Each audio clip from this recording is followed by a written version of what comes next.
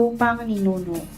Sa lilim ng bundok at ugat ng kagubatan, may mga pangalang di naisulat sa kasaysayan, mga paang humalik sa lupang minana bago pa man dumating ang banyagang watawat at sandata.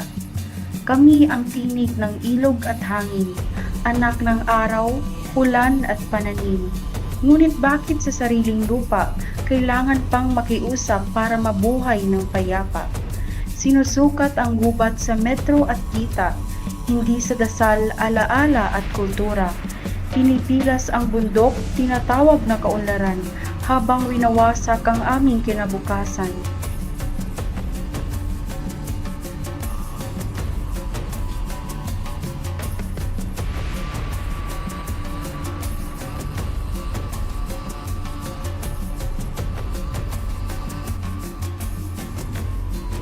Hindi kami sagabal sa pag-unlad, kami ang paalala ng tunay na pag-angat.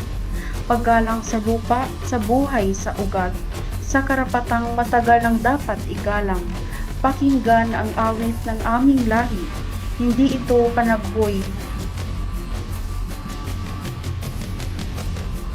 Ito'y paninindigan, igalang ang lupang ninuno, kultura't dangal, dahil ang IT ay buhay na kasaysayan ng bayan.